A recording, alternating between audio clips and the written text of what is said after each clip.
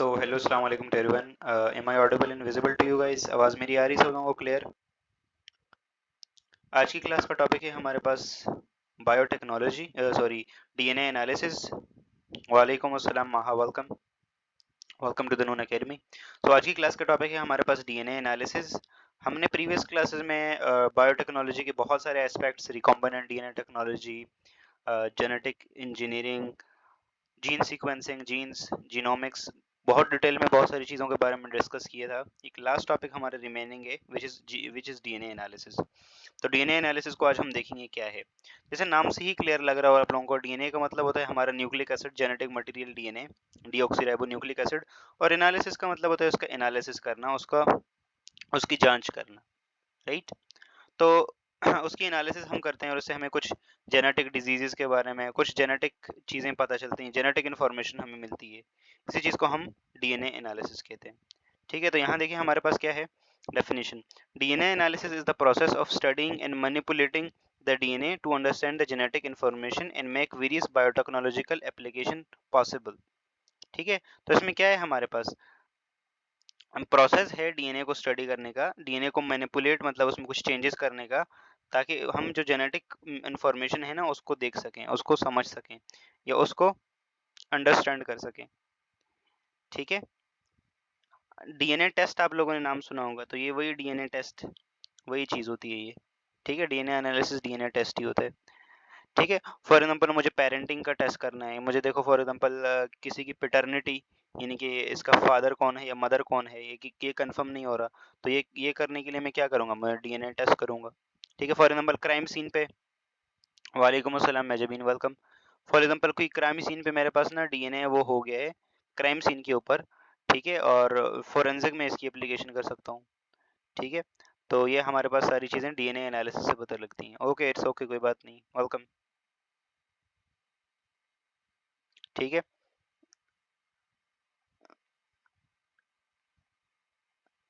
Welcome उजाला, welcome. इसकी importance क्या है भाई? तो डीएनए एनालिसिस की बहुत ही इंपॉर्टेंस है। ये बहुत सारी फील्ड्स में लग सकता है। जेनेटिक्स, फॉर एग्जांपल जेनेटिक्स, जो डिजीजेस हैं उनको स्टडी करने के लिए, जेनेटिक डिजीजेस को स्टडी करने के लिए, जेनेटिक प्रॉब्लम्स को, ठीक है, जेनेटिक इन्फॉर्मेशन को स्टडी करने के लिए, फोरेंसिक्स, फोरेंसिक्स जैसे लॉ, लॉ से रिलेटेड जो चीज़ें, फॉर एग्जांपल किसी ने किसी को मार दिया, ठीक है, अब कोई एविडेंस नहीं मिल रहा प्रॉपर, ठीक है, कोई एविडेंस छोड़ा ही नहीं उसने, ठीक है, लेकिन उसका कुछ कुछ सेल, कुछ ब्लड हमें मिल गया, तो वहाँ से हम डीएनए टेस्ट करके वो कर सकते हैं। क्राइम सीन्स में आप लोगों ने देखा होगा सीआईडी वगैरह। ठीक है, सिमिलरली मेडिसिन, तो यस, मेडिसिन में इसका बहुत इंपॉर्टेंट रोल है डीएनए एनालिसिस का। ठीक है, एग्रीकल्चर, एग्रीकल्चर में बहुत इंपॉर्टेंट रोल प्ले करता है डीएनए एनालिसिस। कौन सा पर्टिकुलर, कौन से पर्टिकुलर ट्रेट्स, कौन सी पर्टिकुलर ट्रेट हम रखें कि फसल हमारे पास अच्छी से अच्छी हो, अच्छे से अच्छे क्रॉप प्रोडक्शन हो, अच्छे से अच्छा यील्ड हो। ठीक है, बायोटेक्नोलॉजी में इसका इंपॉर्टेंट रोल है। इसी के साथ साथ एवोल्यूशनरी बायोलॉजी में डीएनए एनालिसिस का बहुत इंपॉर्टेंट रोल है। तो DNA analysis is just like a wow, मतलब बहुत ही अच्छी फील्ड है ये। ठीक है, एंड डीएनए एनालिसिस में हमें पूरा डीएनए के बारे में पता चलता है। ये हम डिटेल में डिस्कस कर चुके हैं। वालेकुम अस्सलाम जीनब, वेलकम। पर्पस क्या है डीएनए एनालिसिस का? देखिए भाई, पर्पस तो सबसे पहले जेनेटिक रिसर्च। तो DNA analysis help scientist to study genes, genetic variations and then functions.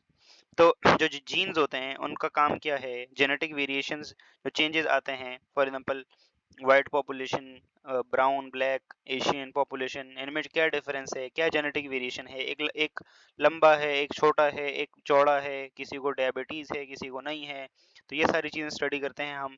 तो जेनेटिक रिसर्च के लिए डीएनए एनालिसिस होती है।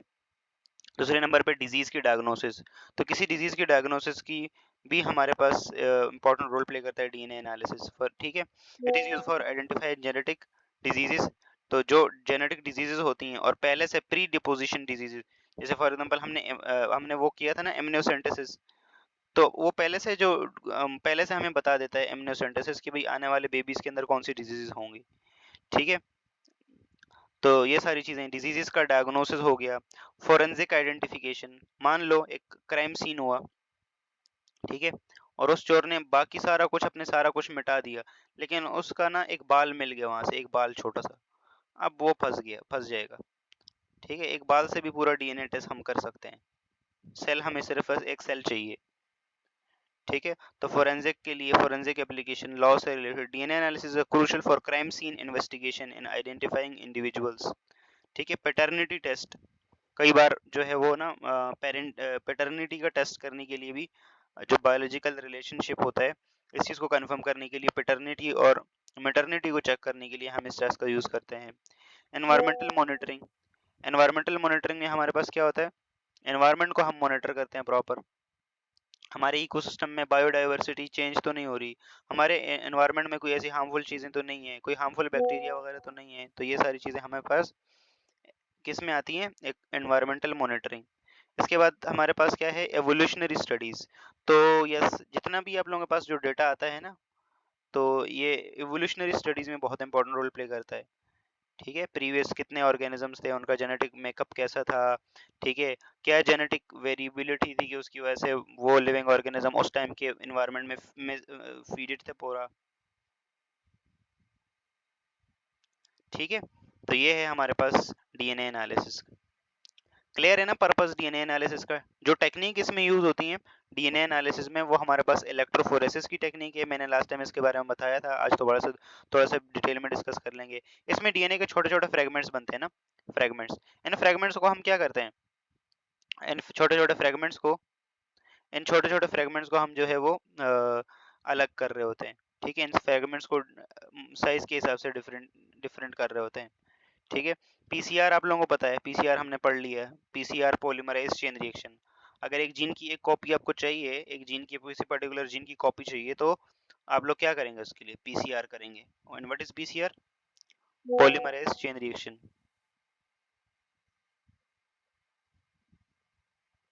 ठीक है, उसके बाद क्या है, हाइब्रिडाइजेशन टेक्निक।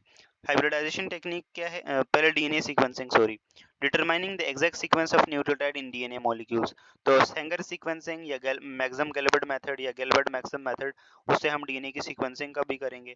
तो डीएनए एनालिसिस में ना ये जैम पैक बहुत सारे टेस्ट, बहुत सारी टेक्निक्स काम करती हैं। हाइब्रिडाइजेशन की टेक्निक हो गई detecting specific DNA sequencing using complementary probes. ठीक है, जैसे कॉम्प्लीमेंट्री प्राइमर्स होते हैं ना, प्राइमर्स, उसके थ्रू हमें आइडेंटिफाई करते हैं। और micro array technique, examining gene expression pattern on large scale. ठीक है, एक चीज होती है और ऑटो रेडियोग्राफी, वो भी हम देखेंगे, उससे हम जैसे रीड करते हैं चीजों को, ऑटो रेडियोग्राफी।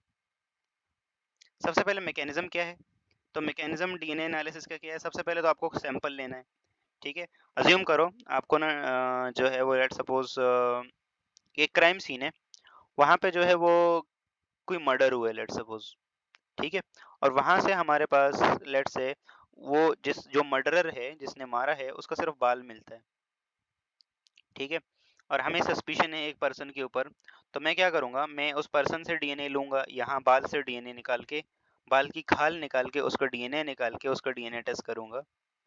ठीक है, जैसे आप लोगों की आदत है ना बाल की खाल निकालना, तो बाल की खाल निकाल के डीएनए टेस्ट करूंगा। अब बाल की खाल निकाल के डीएनए डीएनए टेस्ट करूंगा, और वो जिस जिस पर्टिकुलर पर्सन के ऊपर मेरा सस्पिशन जा रहा है उसका डीएनए टेस्ट करूंगा। फिर आपस में इन दोनों को मैं मैच करूंगा, अगर इन दोनों का डीएनए मैच कर रहा है तो इसका मतलब क्या है, वही पर्टिकुलर पर्सन इसमें इन्वॉल्व है। तो पहले पहले हमारे पास क्या है, सबसे पहले डीएनए कलेक्ट कर लें सैंपल। तो DNA analysis begin with the collection of DNA sample from various sources such as blood, saliva, hair, tissue और सेल्स। ठीक है, फॉर एग्जांपल क्राइम सीन है, वहां पे थोड़ा बहुत ब्लड लग गया है, वहां पे थोड़ा बहुत एक बाल ही सिर्फ वो आ गया है, एक बाल भी आ गया ना तो भी काफी है। ठीक है, तो इसमें से कुछ भी, वालेकुम अस्सलाम हंसा, वालेकुम अस्सलाम, वेलकम। नजर आ रहा है या कुछ लाइट वाइट का बंदोबस्त करूं मैं, कुछ लाइट वाइट का बंदोबस्त कुछ?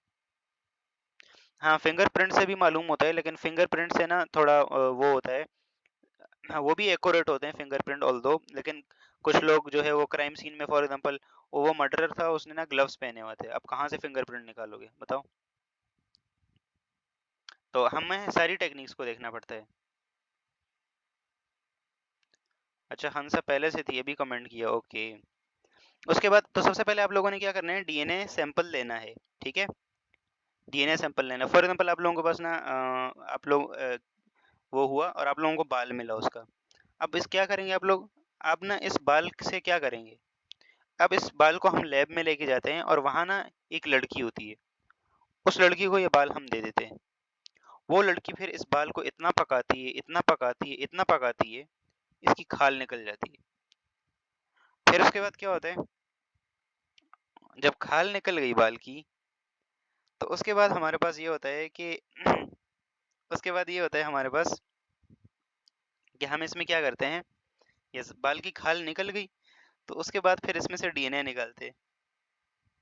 ठीक है, डीएनए निकल गया तो फिर हम आगे का काम करते हैं। जस्ट किडिंग भाई, हमने डीएनए लिया, हमने हेयर लिया। ठीक है, अब हेयर में आपको पता है सेल्स होते हैं। वालेकुम अस्सलाम अरीना अरई।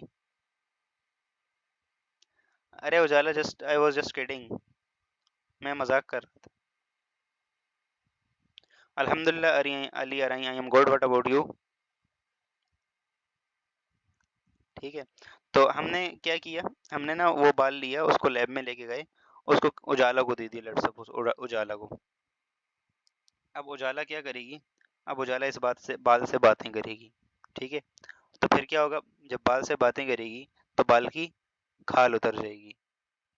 ठीक है, खाल उतर गई वंस, तो फिर उससे हम डीएनए निकालेंगे बाहर। डीएनए निकल गया तो हो गया हमारा सैंपल, डीएनए कलेक्टेड हो गया। ठीक है, करते हैं ना ये लड़कियां, अक्सर ऐसी बातें करती हैं। ओके हेयर, तो सबसे पहले डीएनए कलेक्शन है, आप लोगों ने लेट्स सपोज बाल लिया, बाल से आप लोग हेयर लिया, हेयर को लैब में भेजा। अब लैब में हमारे पास डिफरेंट डिफरेंट टेक्निक्स होती हैं, आपको पता है आपके जो हेयर्स होते हैं इसमें सेल्स होते हैं। ठीक है, जब उसके बॉटम में जो हेयर रूट होती है वहाँ पे सेल्स होते हैं, तो उन सेल्स में से हम डीएनए एक्सट्रैक्ट कर लेते हैं। ठीक है, डीएनए एक्सट्रैक्ट कर लेते हैं, डीएनए आ गया। ठीक है, इसी के साथ साथ एक और है कि हमारे पास हम क्या कर सकते हैं, हम एक और काम कर सकते हैं कि अगर ब्लड सैंपल है, अज्यूम करो थोड़ा सा भी माइन्यूट सा भी ब्लड है ना, इतना छोटा सा, जस्ट डॉट, इतना डॉट, तो भी काफी। ठीक है, उसमें हम एक हमारे पास ना एक सॉल्यूशन होता है, ल्यूमेनॉल का सॉल्यूशन होता है, वो बना के फेंक देते हैं वहां पे, जहां पे ब्लड होगा ना तो वो वहां पे चमक देगा, और वहां से हम ब्लड सैंपल कलेक्ट कर लेंगे। ठीक है, वहां से सैंपल कलेक्ट कर लिए। तो मल्टीपल तरीके हैं डीएनए सैंपल कलेक्ट करने के। ठीक है, क्राइम सीन से आपने ब्लड का सैंपल ल्यूमिनॉल का सॉल्यूशन डाल के ले लिया, या बाल ऐसे ही उठा के ले लिया। ठीक है, या अगर किसी इंडिविजुअल से लेना है तो वहां से आप उनके ब्लड से विड्रॉ कर सकते हैं, उसके सलाइवा से ले सकते हैं, हेयर से ले सकते हैं, किसी टिश्यू और सेल से ले सकते हैं। ठीक है, in forensic analysis sample are collected from the crime scene और इंडिविजुअल्स। ठीक है, तो इन फोरेंसिक में क्राइम सीन से लेते हैं, किसी और पर्पस के लिए करने तो डायरेक्ट किसी ऑर्गेनिज्म से ले लिया। तो पहला काम डीएनए का कलेक्शन होता है। वंस डीएनए आप लोगों ने कलेक्ट कर लिया, फिर उस डीएनए को हमें क्या करना होता है, उसके छोटे छोटे पीसेस में कन्वर्ट करना होता है। ठीक है, उस डीएनए को छोटे छोटे पीसेस में कन्वर्ट करते हो, डीएनए तो बड़ा होता है ना इतना, उसको छोटे छोटे पीसेस में कन्वर्ट करना होता है। तो digestion and separation of RFLP, RFLP is nothing but restriction fragment length polymorphism।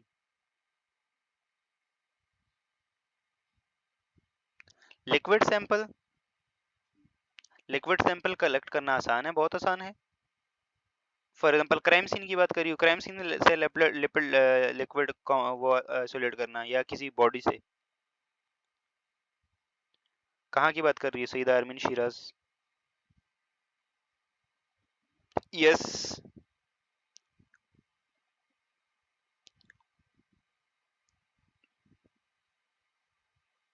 हाँ, कहीं कुछ क्राइम हुआ और वहां पे लिक्विड है, ओके, तो वो सैंपल लेना इजी है, बहुत इजी है। हाँ, ब्लड सैंपल जमीन पे है तो उनके पास टेक्निक होती है, पूरा ट्रेंड लोग होते हैं वो। ठीक है, बहुत ट्रेंड लोग होते हैं। जैसे अज्यूम करो, जैसे मान लो क्राइम सीन पे आप लोगों ने ब्लड सैंपल कलेक्ट करना है। ठीक है, अब जैसे लेट्स सपोज आपको पास थोड़ा सा ब्लड है, जैसे लेट्स से थोड़ा सा ब्लड आपको मिला है। ठीक है, तो अगर ब्लड बिल्कुल भी नहीं है, अम, बिल्कुल आपको सस्पिशन हो रहा है कि थोड़ा बहुत ब्लड होगा, जैसे लेट्स सपोज मैं बोलता हूँ कि इतना ब्लड है, तो उसके लिए ना हमारे पास एक डिफरेंट डिफरेंट केमिकल्स होते हैं। एक टेक्निक है ल्यूमिनॉल बेस्ड केमिल्यूमिनेसेंस। ठीक है, ल्यूमिनॉल एक केमिकल होता है, ये जब ब्लड के कांटेक्ट में आता है ना, तो ये कलर देता है, अच्छा सा कलर देता है, कलर रेडिएट करता है ये। ठीक है, तो फिर हम वहाँ से उस पर्टिकुलर सैंपल को ले लेते हैं। उनके पास छोटे छोटे ब्रश होते हैं, छोटे छोटे मतलब ऐसे ऐसे टूल्स होते हैं कि जो छोटी से छोटी बारीकी वाली चीज़ को भी उठा सकते हैं। ठीक है, तो सबसे पहले आप लोगों ने डीएनए सैंपल कलेक्ट किया। डीएनए सैंपल कलेक्ट करने के बाद क्या करेंगे हम? यस, हम यूज़ करेंगे डाइजेशन एंड सेपरेशन ऑफ आरएफएलपीज। आरएफएलपीज क्या है? Restriction fragment length polymorphism. तो इसमें क्या होता है? इसमें हम जो हमारा डीएनए होता है ना, उसको रिस्ट्रिक्शन एंजाइम से डाइजेस्ट करवाते हैं। किससे कराते हैं? Digesting the DNA with restriction enzymes. इसीलिए इन्हें हम क्या कहते हैं? Restriction fragment length polymorphism. ठीक है, वालेकुम अस्सलाम हुरुलैन, welcome, welcome to the Noon academy. तो ये जो आरएफएलपी होता है ना, आरएफएलवी नहीं, RFLP, RFLP stands for restriction fragment length polymorphism. तो रिस्ट्रिक्शन फ्रेगमेंट लेंथ पॉलीमॉर्फिज्म में क्या होता है हमारे पास? जस्ट हम यहाँ पे क्या करते हैं, हमारे पास जो रिस्ट्रिक्शन एंजाइम होते हैं ना, मान लो मैंने डीएनए का आइसोलेट किया, इतना बड़ा डीएनए, अब उसको मैं ना रिस्ट्रिक्शन एंजाइम के साथ ट्रीट करूँ, आपको पता है रिस्ट्रिक्शन एंजाइम इसको छोटे छोटे पीसेज में कन्वर्ट कर देगा। ठीक है, और पॉलीमॉर्फिज्म क्या होती है? पॉलीमॉर्फिज्म आप लोगों ने पढ़ा होगा। रिस्ट्रिक्शन फ्रेगमेंट तो इसलिए बोलते जाता है क्योंकि ये रिस्ट्रिक्शन एंजाइम यूज हुए हैं और छोटे छोटे फ्रेगमेंट्स बन जाते हैं। ठीक है, पॉलीमॉर्फिज्म क्या होता है? पॉलीमॉर्फिज्म हम किस चीज को कहते हैं? जब एक ही चीज की मल्टीपल फॉर्म्स होती हैं, जब एक ही चीज की, नहीं नहीं नहीं, वो पॉलीमेरिज्म होता है। जब एक ही चीज की अलग दो डिफरेंट फॉर्म्स होती हैं। फॉर एग्जांपल आप लोगों ने पढ़ा होगा कि कैल्शियम कार्बोनेट जो है वो दो अलग अलग फॉर्म्स में एग्जिस्ट करता है। ठीक है, या आप लोगों ने सल्फर का पढ़ा होगा, मोनोक्लिनिक सल्फर, ट्राइक्लिनिक सल्फर, या कार्बन का देखा होगा। For example carbon, carbon buckyball, carbon का जो है वो बक्कीबाल भी है, कार्बन का फेरोसिन भी है, कार्बन के डिफरेंट डिफरेंट स्ट्रक्चर्स है ना। कार्बन जो है वो कॉक भी है, डायमंड भी है, यस, डायमंड भी कार्बन है। तो ये देखो, कंपोजिशन, केमिकल कंपोजिशन सेम, वो कार्बन ही है, लेकिन एटम्स की अरेंजमेंट अलग अलग है। तो डीएनए का सैंपल भी वो सेम सेम है, लेकिन उनकी लेंथ थोड़ी आगे पीछे होती है और वो इलेक्ट्रोफोरेसिस पे हमें डिफरेंट थोड़ा सा आगे पीछे दिखते हैं। तो दिस इज पॉलीमॉर्फिज्म। तो हमने डीएनए लिया, डीएनए सैंपल से कलेक्ट किया क्राइम सीन से, जैसे लेट्स सपोज हम फोरेंसिक एनालिसिस कर रहे हैं, तो हमने डीएनए लिया वहां से। उसके बाद हम उसको क्या करेंगे? रिस्ट्रिक्शन एंजाइम से ट्रीट करेंगे, वो उसको छोटे छोटे पीसेज में कन्वर्ट कर देगा। ठीक है, छोटे छोटे पीसेज में कन्वर्ट कर देगा। These these are called restriction fragment length polymorphisms. ठीक है, और digestion of the DNA with the restriction enzymes which cut DNA at a specific recognition site. Recognition site और रिस्ट्रिक्शन साइट ये पहले डिस्कस कर चुके थे हम। ठीक है, producing DNA fragment of varying length. अच्छा, ये जो डीएनए के जो छोटे छोटे फ्रेगमेंट्स होते हैं ना, वेरियस लेंथ के होते हैं, कुछ बड़े कुछ छोटे, कुछ और बड़े कुछ छोटे, इस तरह के हमारे पास मल्टीपल वो होते हैं। ठीक है, फिर उसके बाद क्या होता है? Denaturation of fragments. तो after separation, DNA fragments is denatured with means of double stranded DNA is heated to separate the strand. Denaturation is a critical step for subsequent process like southern blotting. ठीक है, तो यहाँ तक ये पहले दो steps clear हैं सब लोगों को कि आरएफएलपीज कैसे बनेंगे और डीएनए सैंपल कलेक्शन कैसे होगी। पहले दो पॉइंट्स क्लियर हैं सब लोगों को डीएनए एनालिसिस में?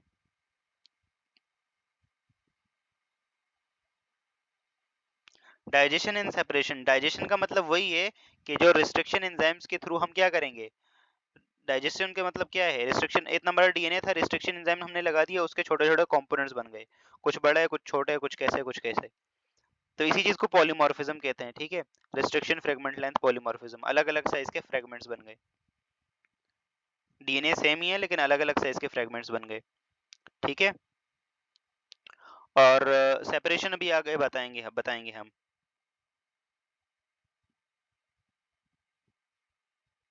Okay, blotting and labelling of RFLPs. DNA fragments separated on gel are transferred to blotted onto nitrocellulose or nylon membrane. The membrane reverses the pattern of the separated DNA, labeling RFLPs. The membrane then hybridizes with a label probe, typically radioactive fluorescent, and bind to the specific DNA.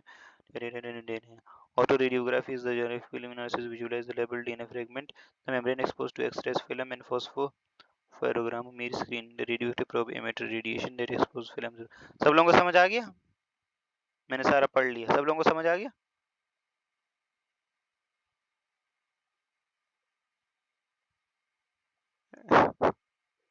Okay, just kidding. यहाँ पे देखें, पहले 3 steps सब लोगों को clear है ना? पहले 3 स्टेप्स, पहले पहले की 3 स्टेप्स क्लियर हैं? पहला होप सो क्लियर होगा, दूसरा भी क्लियर होगा। तीसरे स्टेप में डीनेचुरेशन ऑफ फ्रेगमेंट्स। डीनेचुरेशन में हमारे पास वही चीज़, मतलब हीट करते हैं डीएनए को, डबल स्ट्रैंडेड को। अगर इसको हमें पीसीआर करना है, तो वही चीज़ हम करेंगे, इसको हीट करके, और वही फिर इसका जो है पीसीआर के लिए हम फर्दर वही चीज़ें डालेंगे। क्योंकि अगर डीएनए हमारे पास छोटा है ना, कम सैंपल है, तो हमें पीसीआर करना पड़ेगा उसके ऊपर, ठीक है? और उसके बाद उसके फ्रेगमेंट्स बनाने पड़ेंगे, ठीक है? और बाकी एक टेक्निक है सदरन ब्लॉटिंग, इसकी बात करता हूँ मैं, सदरन ब्लॉटिंग क्या है। तो इसके लिए भी हमें हीट करना ज़रूरी होता है, ठीक है? तो ये तीसरे स्टेप में ये बताया। उसके बाद ब्लॉटिंग एंड लेबलिंग ऑफ आरएफएलपीज। जो छोटे-छोटे कंपोनेंट्स है ना, जो आरएफएलपीज बने हैं, जो छोटे बड़े कंपोनेंट्स जो मिक्सअप जो बना हुआ है, उनकी लेबलिंग और उनकी ब्लॉटिंग, ठीक है? तो DNA fragment separated on gel, ठीक है? अब हमारे पास देखो, हमने ना ये सारा कुछ कर लिया, ठीक है? ये सारा कुछ कर लिया, इसके बाद हमें ना जेल इलेक्ट्रोफोरेसिस करते हैं, ठीक है? जस्ट जस्ट यहाँ पे देखें, हमने देखो, हमने आरएफएलपीज बनाए, सिंपल है। हमने डीएनए कलेक्ट किया क्राइम सीन से, ठीक है? और साथ में पैरेलल में हमने किसी दूसरे इंडिविजुअल से भी डीएनए ले लिया, ठीक है? जिसके ऊपर हमारा सस्पिशन है। जस्ट गैस करें अब, ठीक है? हमने डीएनए आइसोलेट किया, हमने सारा कुछ किया, इसके छोटे-छोटे कंपोनेंट्स बनाए, ठीक है? इसके छोटे-छोटे कंपोनेंट्स बनाए, आरएफएलपीज बन गए। सिमिलरली इसके भी कंपोनेंट्स बनेंगे। स्लाइड नहीं, मैं लिख रहा हूँ स्लाइड के ऊपर। शो नहीं हो रहा क्या? शो नहीं हो रहा?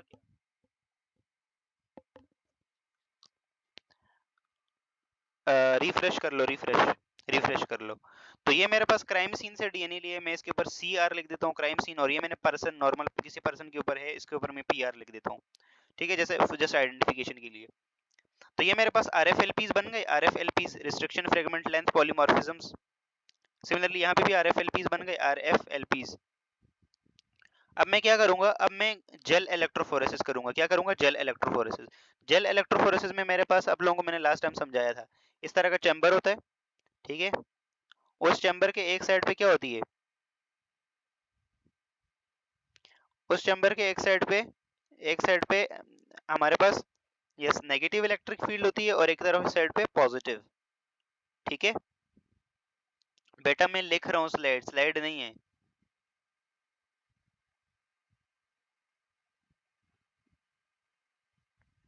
ओके, रिफ्रेश कर लो जिसको शो नहीं हो रहा, रिफ्रेश कर लें जिसको शो नहीं हो रहा। ओके, तो अब हमारे पास क्या करते हैं, ये नेगेटिव साइड ना बैटरी के नेगेटिव टर्मिनल के साथ अटैच्ड होगी, और ये हमारे पास ना पूरा सर्किट कंप्लीट होगा, और ये यहाँ से ना कुछ करंट देगा, इलेक्ट्रिक फील्ड प्रोड्यूस करेगा, ठीक है? तो जो आर एफ एल पीज बने हैं ना, अज्यूम करो, जो आर एफ एल पीज बने हैं अभी, जस्ट मैंने आप लोगों को बताया आर एफ एल पीज, ये देखो इसके आर एफ एल पीज बने, सिमिलरली इसके आर एफ एल पीज बने, ठीक है? तो हाँ, अब मैं क्या करूंगा, दोनों के सैंपल को लोड करूंगा किसके ऊपर, इलेक्ट्रोफोरेसिस के इसके ऊपर। तो इलेक्ट्रोफोरेसिस के जो अपैरेटस होता है वो इस तरह का होता है, इसका एक चैम्बर होता है, ठीक है? एक चैम्बर इस तरह दिखाई दे रहा है ना, चैम्बर जो मैंने बनाया है यहाँ पे, जो चैम्बर है यहाँ पे बनाया, ये दिखाई दे रहा है सब लोगों को? ओके, तो इस तरह का एक चैम्बर होता है इलेक्ट्रोफोरेसिस का। हम क्या करते हैं, यहाँ पे ये जो छोटे छोटे खाने होते हैं ना, इन्हें हम क्या कहते हैं, ये छोटे छोटे घर जो बने हुए हैं, इन्हें हम वेल्स कहते हैं। क्या कहते हैं? वेल्स। यहाँ पे हम अपना सैंपल प्लेस करते हैं। क्या करते हैं? सैंपल प्लेस करते हैं। जैसे आप लोगों ने फर्स्ट ईयर में क्रोमेटोग्राफी की होगी ना, तो क्रोमेटोग्राफी भी आप लोग जैसे अपना सैंपल प्लेस करते थे नीचे, ठीक है? तो सिंपल यहाँ पे हम सैंपल प्लेस करते हैं। अब अज्यूम करो, मैंने जो आर एफ एल पीज बनाए हैं, तो मैंने यहाँ पे ना क्या कर दिया, सैंपल पोर कर दिया। अज्यूम करो ये मेरे पास डीएनए था क्राइम सीन से, मैं ग्रीन वाला डीएनए क्राइम सीन से कर रहा हूँ, और मैं यहाँ पे ब्लू वाला डीएनए ले रहा हूँ। जैसे लेट्स सपोज ये मैं ले रहा हूँ कहाँ से, ये मेरे पास नॉर्मल पर्सन का डीएनए, ये नॉर्मल पर्सन का डीएनए, ठीक है? मतलब पीआर मैंने इसको जैसे लिखा था, और ये दूसरा मेरे पास क्या है, सीआर मेरे पास क्राइम सीन से डीएनए है। अब जो आरएफएलपीज बने हैं ना हमारे पास, अब क्या होगा, अब इधर से नेगेटिव इलेक्ट्रिक फील्ड जब लगेगी, नेगेटिव इलेक्ट्रिक फील्ड, तो ये क्या होंगे, ये इसके ऊपर मूव करेंगे आगे की तरफ ऐसे, और हमारे पास क्या होगा, डिफरेंट डिफरेंट जगह पे बैंड्स आएगा। तो ये यहाँ से जैसे आगे की तरफ ऐसे ट्रेवल करेगा ना, तो हमारे पास बैंड आएगा। जैसे लेट्स सपोज मेरे पास, मैं गेस करता हूँ कि यस, इसके अंदर ना दो आरएफएलपीज हैं, जैसे दो फ्रेगमेंट्स बने थे, वैसे तो बहुत सारे बनेंगे, बहुत सारे बनेंगे, लेकिन मैं चलो लेट सपोज कहता हूँ 2 फ्रेगमेंट्स बने थे, लेट सपोज जैसे जैसे देखो, चलो मैंने 4 कर दिए, ठीक है। तो मैंने इलेक्ट्रोफोरेसिस रन किया, तो मेरे पास जो है वो crime scene sorry normal person वाला जो डीएनए है उसके अंदर इस तरह का रिजल्ट आया, ठीक है, इस तरह के बैंड्स आए डीएनए के, ठीक है। और दूसरे जो पर्सन है उसके लिए देखो मेरे पास इस तरह का रिजल्ट आया जो क्राइम सीन से मैंने लिया था, ठीक है। जो क्राइम सीन से मैंने लिया था देखो उसका कैसे आया, ऐसे आया, ठीक है। तो अब देखिए मेरे पास क्रोमेटोग्राफी में, अब देखो हमारे पास मैंने ऐसे कर दिया। ये बात सब लोगों को क्लियर है यहाँ तक? ये बात क्लियर है? क्राइम सीन से भी देखो डीएनए ने सेम डिस्टेंस तक ट्रेवल किया है, सेम 4 स्पॉट आए हैं, ठीक है।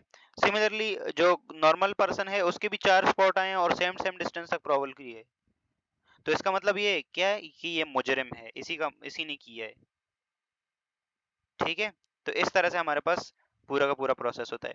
अगर मान लो कि मेरे पास ये मैच ना करें, मैच नहीं करें, जैसे मैं कहता हूँ कि जैसे लेट सपोज मेरे पास ना मेरे पास एक इधर आ रहा है जो कि बिल्कुल भी मैच नहीं कर रहा, एक दूसरा इसके मिडल में आ रहा है, एक इधर आ रहा है जो कि बिल्कुल भी मैच नहीं कर रहा, देखो कोई कोई मैच ही नहीं है। तो ये इस केस में क्या है हमारे पास, इस केस में मैच नहीं है, और इस केस में इतना मतलब ये है कि बंदा इनोसेंट है। ये जो ये जो बंदा है, तो ये नॉर्मल पर्सन इनोसेंट है, क्राइम सीन वाला कुछ कोई और बंदा है। तो ये इलेक्ट्रोफोरेसिस होती है। और डीएनए के लिए जो इलेक्ट्रोफोरेसिस होती है उसे हम क्या कहते हैं, अगरोस जेल इलेक्ट्रोफोरेसिस, ठीक है, अगरोस जेल इलेक्ट्रोफोरेसिस। एक अगरोस एक केमिकल होता है जो उसके अंदर हम फिल करते हैं पहले, इलेक्ट्रोफोरेसिस करने से पहले, तो इसीलिए इसे हम अगरोस जेल इलेक्ट्रोफोरेसिस कहते हैं। यहाँ तक क्लियर है सब लोगों को ये सारी टेक्निक्स? यहाँ तक क्लियर है? Any confusion up to this guys? अच्छा, एक और टेक्निक होती है ऑटो रेडियोग्राफी, ठीक है, ऑटो रेडियोग्राफी। तो ऑटो रेडियोग्राफी फर्दर अगर हमें अच्छा एनालिसिस करना है, वो बैंड्स अगर सही से क्लियर नहीं है, उन चीज़ों को और अच्छे से एनालाइज करना है, या चलें ब्लोटिंग से स्टार्ट करते हैं डायरेक्ट। यस, ये यहाँ तक तो डिस्कस कर लिए हमने, चलें ब्लोटिंग देखें, blotting. Okay, blotting, blotting and labeling of RFLPs। तो DNA fingerprint are separated on the gel are transformed। जो जेल पे अभी मैंने अभी सेपरेशन कराई ना आप लोगों को दिखाई, उन्हें हम क्या कर देंगे, ट्रांसफॉर्म कर देंगे। एक छोटी सी मेम्ब्रेन होती है बारीक सी, जिसे नाइट्रोसेलुलोज की मेम्ब्रेन होती है या नायलॉन की मेम्ब्रेन होती है, उसके ऊपर ट्रांसफर कर देते हैं। The membrane preserve the pattern of separated DNA fragments.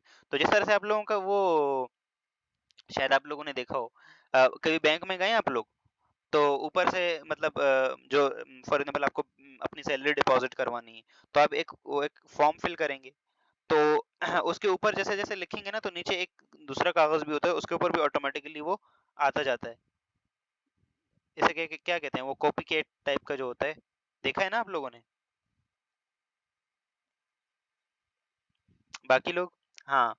तो सेम इसी टाइप का हम जैसे ही वो जो हमारे पास फ्रेगमेंट्स आए थे ना सारे, उनको हम इस मेम्ब्रेन पे जैसे ही ट्रांसफर करेंगे, ठीक है, तो हमारे पास क्या होगा, हमारे पास उस मेम्ब्रेन में ना अलग अलग स्टॉप स्पॉट्स आ जाएंगे। जी जी, वैसे ही है, स्पॉट्स आ जाएंगे, और हमें पता लग जाएगा कि कौन सा स्पॉट कहाँ है, ये एक दूसरे से मैच कर रहे हैं या नहीं कर रहे। फिर लेबलिंग करनी होती है, आरएफएलपीस की लेबलिंग करनी होती है। तो फिर हम क्या करते हैं, the membrane then hybridised with label probed, ठीक है। लेबल प्रोब्ड कुछ केमिकल्स होते हैं, रेडियो एक्टिव और फ्लोरेसेंट प्रोब्स होते हैं, ठीक है। जैसे मैंने आप लोगों को क्यूपीसीआर में टेकमैन प्रोब का बताया था, तो इसी तरह से हमारे पास यहाँ पे भी जो है वो प्रोब्स होते हैं। जैसे साइबर ग्रीन हो गया, ठीक है, साइबर ग्रीन, इथेरिडियम ब्रोमाइड, ठीक है। तो ये प्रोब्स जो होते हैं, ये ना स्पेसिफिक मतलब सन स्पेसिफिक वेवलेंथ की लाइट के अंदर ना फ्लोरेसेंस देते हैं, ठीक है, लाइट एमिट करते हैं। उससे हम फिर पता लगाते हैं कि ये कौन सा डीएनए का फ्रेगमेंट कहाँ होगा, ठीक है। तो the membrane then hybridised with label probe, typically radioactive or fluorescent, that bind to the specific DNA sequence. The probe identified the target fragment, ठीक है। तो प्रोब जो है वो अल्टीमेटली उसको आइडेंटिफाई करती है। लास्ट इसमें टेक्निक है, this is called auto radiography. Auto radiography से फिर हम अल्टीमेटली ये जो मैंने आप लोगों को कंपोनेंट्स दिखाए थे ना, वो शो होते हैं, जो अलग अलग बैंड्स आए थे। तो auto radiography is used for in RFLP analysis to visualise the label fragment of DNA। The membrane is expose to X-ray film, ठीक है, एक्सरे फिल्म और फॉस्फोर इमेजर स्क्रीन, इससे एक्सपोज किया जाता है। Radio active probe emit radiation, ठीक है, और exposes the film or screen creating pattern that corresponds to the position of DNA fragments, ठीक है। तो जिस तरह से रेडियो एक्टिविटी होती है, जैसे आप लोगों ने मायरी क्यूरी और वो हेनरी बैकरेल वाला वो देखा होगा कि उनकी जो फिल्म थी वो डैमेज सी हो गई थी, तो सेम यहाँ पे भी एक एक्सरेज और रेडियो एक्टिव वो करते हैं, उससे हमारे पास क्या होता है, फिल्म एक्सपोज होती है और हमारे पास वहाँ पे बैंड्स आते हैं, ठीक है, और उससे फिर हम अंदाजा लगाते हैं कि यस क्या ये सेम है या सेम नहीं है। जी उजाला मुस्तफ़ा, क्वांटम डॉट्स, बिल्कुल क्वांटम डॉट्स है ये, और अभी तो क्वांटम डॉट्स पे भी काम, और अभी नोबेल प्राइज भी क्वांटम डॉट्स पे मिला है। एप्लीकेशन ऑफ आरएफएलपी की एप्लीकेशन क्या है भाई? RFLP analysis is crucial in genetic fingerprinting and forensic identification. ये स्टडीज लाइक डिजीज और जीन मैपिंग में यूज होता है। RFLP help genetic variation and relationship between individuals. तो ये डिफरेंट डिफरेंट चीज़ों के लिए यूज होता है। तो यहाँ तक क्लियर है सब लोगों को ये डीएनए एनालिसिस कैसे होती है, कैसे होती है डीएनए की analysis? Got it guys? Any confusion up to this? कोई मसला है तो पूछ सकते हैं।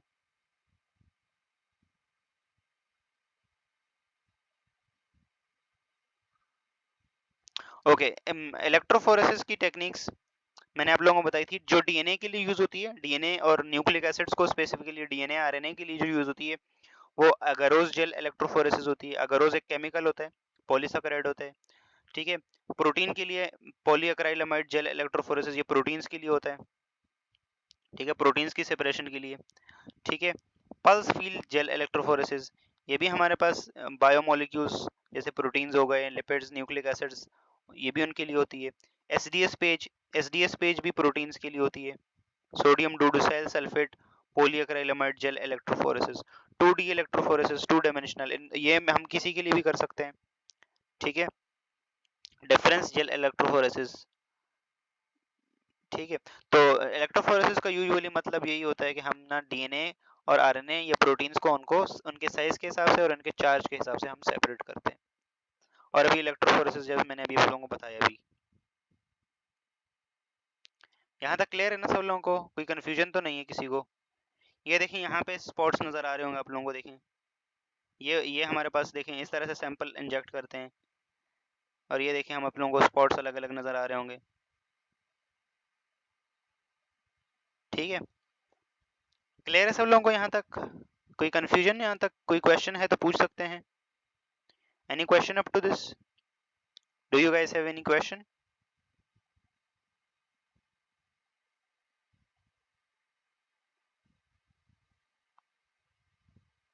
Clear, okay. ये चैप्टर हमारा समाप्त हुआ। यहाँ पे हमने सारी चीज़ें डिस्कस कर ली डिटेल में, जो मेन टॉपिक्स थे मैं आप लोगों को बता देता हूँ। Recombinant DNA technology is a very very important topic. Recombinant DNA technology को बहुत अच्छे से पढ़ेंगे, ठीक है, ठीक है। और this chapter is my favourite one, बहुत ही इंपॉर्टेंट चैप्टर, बहुत ही फेवरेट वन चैप्टर है मेरा। रिकॉम्बिनेंट डीएनए टेक्नोलॉजी को बहुत अच्छे से पढ़ना है आप लोगों ने। मेजेबिन, it is a very very very important, ठीक है। This is my crush, like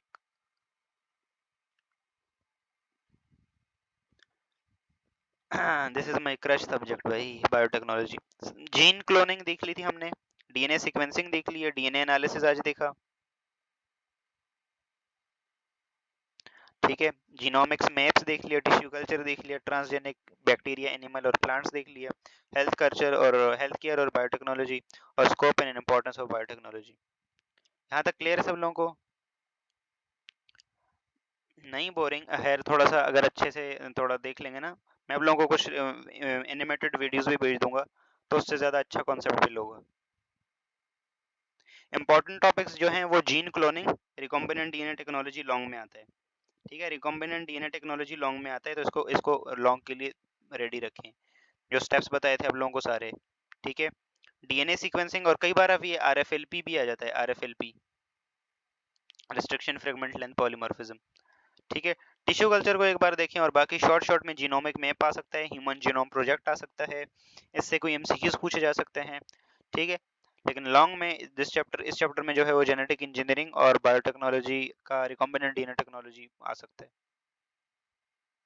कल मैंने होमवर्क दिया था आप लोगों को, तो ये सभी होमवर्क की बात होगी।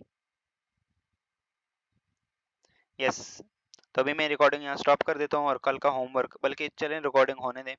कल का होमवर्क मैंने दिया था आप लोगों को, बताया था क्रिस्पर के ऊपर सर्च करके आना, CRISPR, CRISPR Cas 9, CRISPR Cas 9। और मैंने बोला था नोबेल प्राइज 2020 का केमिस्ट्री में, और 2023 का नोबेल प्राइज फिजियोलॉजी और मेडिसिन का सर्च करके आना है। किसने किया है ये काम? यस, किसने किया है ये काम? जिसने किया है हाजिर हो।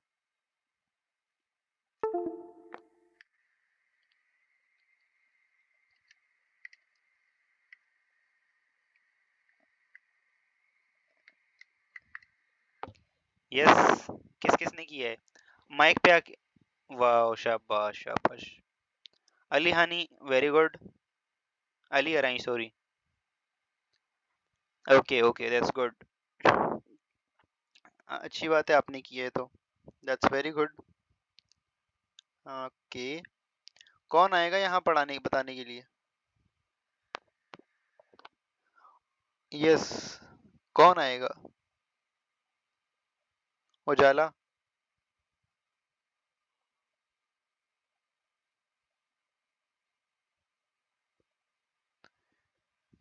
यस भाई, माइक पे आने का आप लोगों को रिवाज नहीं पता मेरा? Okay, what are the main steps in recombinant DNA technology? मैं स्लाइड भी लगा लेता हूँ, ये देख लें। अभी 15 मिनट है, जस्ट 15 मिनट, बताएं आप लोग।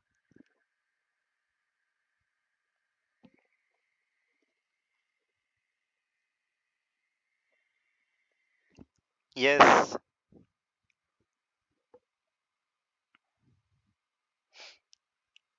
कोई नहीं बता रहा यार। मुहदीसा, मेजबीन, मरियम, लाइबा, उसवा, अली हानी, उजाला। इस चैप्टर में जो भी चीज़ आपको अच्छी लगी, या कोई होमवर्क किया, कुछ जो किया, वो बता दें भाई।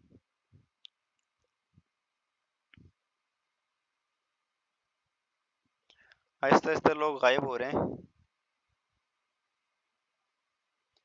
आहिस्ता आहिस्ता लोग गायब हो रहे हैं।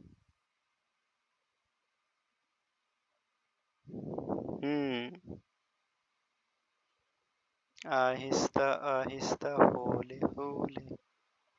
लास्ट टाइम बोला था आप लोगों ने भाई आएंगे। जीनोम मैप, जीनोम मैप मतलब हमारे पास पूरा एक नक्शा होता है, जैसे हमें पास पूरा मैप होता है ना पूरे वर्ल्ड का, तो हमें पता है कौन सी कंट्री कहाँ है, कौन सी कंट्री कहाँ है। तो इस तरह से हमारे पास पूरे क्रोमोसोम का पूरा एक मैप होता है, पूरे डीएनए का मैप होता है। हम देखते हैं कि कौन सा क्रोमोसोम कहाँ है, कौन सा जीन किस पर्टिकुलर क्रोमोसोम के ऊपर है, उसकी लोकस मतलब जगह कहाँ है, वो कौन से पर्टिकुलर जगह के ऊपर है। तो इस तरह का पूरा एक मैप होता है। ठीक है, जस्ट लाइक अ गूगल मैप।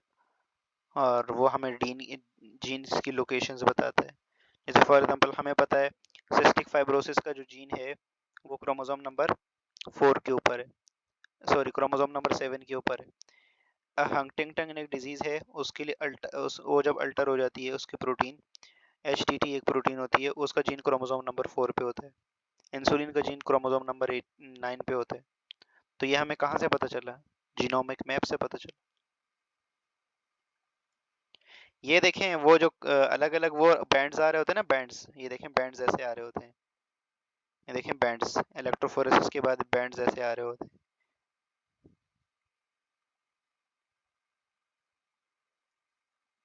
यहाँ तक क्लियर है सब लोगों को? Any confusion up to this?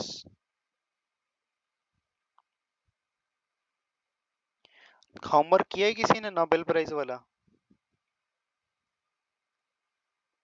किसी को शर्म कोई हया आई हो तो कर लिया हो तो।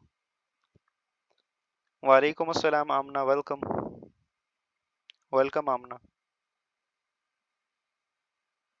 इलेक्ट्रोफोरेसिस का अपरेटस ऐसा होता है, ऐसा होता है। आप यहाँ देखो सेपरेशन हो रही है इसके अंदर। ठीक है। और इसके अलावा वालेकुम अस्सलाम ना, वेलकम। बहुत जल्दी आ गई आप। लाइट वाइट का बंदोबस्त करें हम। वेरी गुड मोहादीसा। सबसे पहले जीनो जीन ऑफ इंटरेस्ट लेते हैं। ओके। देन कोई छुट्टी वुट्टी नहीं है, कोई छुट्टी नहीं है। ठीक है, सबसे पहले जीन ऑफ इंटरेस्ट लिए, देन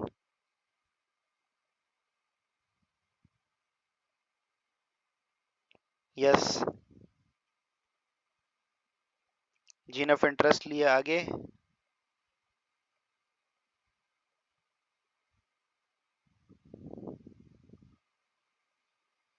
ओके, ठीक है, ज्वाइन किया। ठीक है, फिर क्या किया?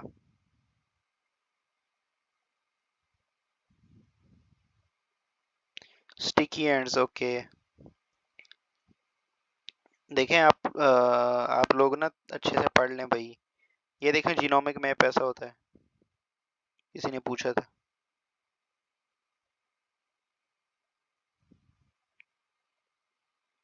ठीक है, ये सारी चीज़ें हम डिटेल में इस चैप्टर की डिस्कस कर चुके हैं। जिसको रिकॉर्डेड लेक्चर्स देना है, रिकॉर्डेड लेक्चर्स देख लें। Recombinant DNA.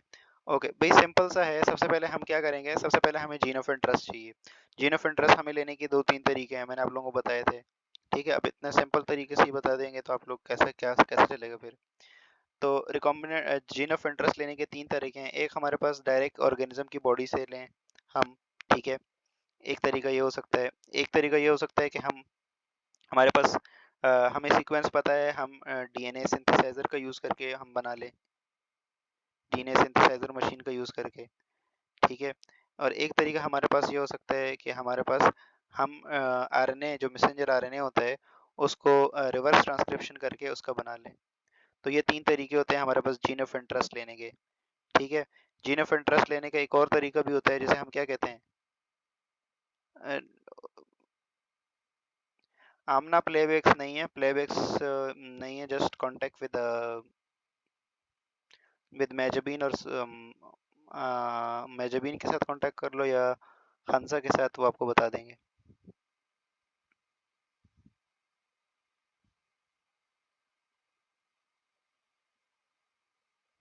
ठीक है, और सबसे पहले ठीक है, रिस्ट्रिक्शन, फ्रेगमेंट लेंथ, पॉलीमॉर्फिज्म हो गया। डीएनए आइसोलेट करने का तरीका आप लोगों को बताया था कि हम रिस्ट्रिक्शन एंजाइम्स को यूज़ करेंगे। कोई एक रिस्ट्रिक्शन एंजाइम की एग्जांपल बताएं। तो Eco R one, Eco R one. ठीक है, यस, यहाँ पे देखें रिकॉम्बिनेंट डीएनए टेक्नोलॉजी को।